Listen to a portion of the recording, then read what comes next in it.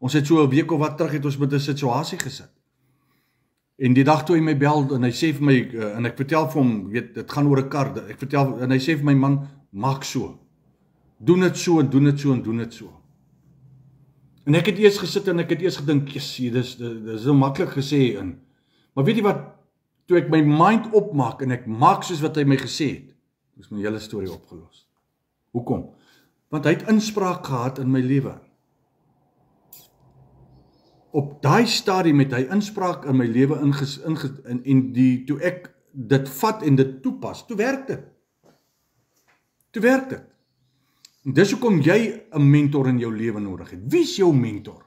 Jy sien, die skrif sê vir ons daar in Galasiërs 4 wat ons nou net gelees het. Kom ons gaan net gou weer terug so. Hy sê daar in Galasiërs 4 vers 2, hy sê, maar hy staan, 'n disipel, 'n kind, staan onder voogte. Hy staan onder bestuurders, mense wat hom kan lei, mense wat hom kan in die regte rigting instuur. Moenie by disipelskap bly nie, my vriend. Disipels het 'n neiging om weg te loop. Disipels het 'n neiging om weg te loop. Hulle loop saam tot hulle voel hulle is nie meer lus nie, dan loop hulle weg. Nee, dis hoekom ek nou vir die volgende 6-7 weke gaan ons praat oor disipelskap, en elke gedeelte van disipelskap het sy eie teaching gedeelte, sodat jy kan sien, waarmee is ek besig, sodat jy kan sien, waarna toe is ons op pad. Ons is op pad Kanaan toe, maar om in Kanaan uit te kom, moet ek deur die Rooi See trek. Kom aan, gaan kyk, die Israeliete se trek uit die woestyn, uit Egipte uit.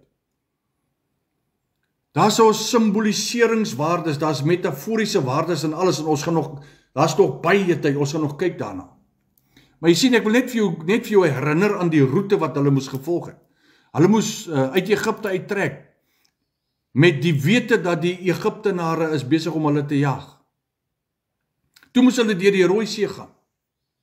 En toe hulle deur die Rooi See gaan, toe is hulle in 'n woestyn. Sit jy dalk in 'n droë plek? Sit jy dalk op 'n plek waar jy voel, niks wat ek doen werk nie.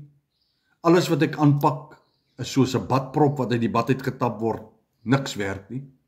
Is jy dalk op daai plek? Jy moet onthou, jy's in 'n proses van migrasie. Moenie moed opgee nie. Moenie moed opgee nie. Kry iemand met wie jy kan praat, iemand wat jy vertrou.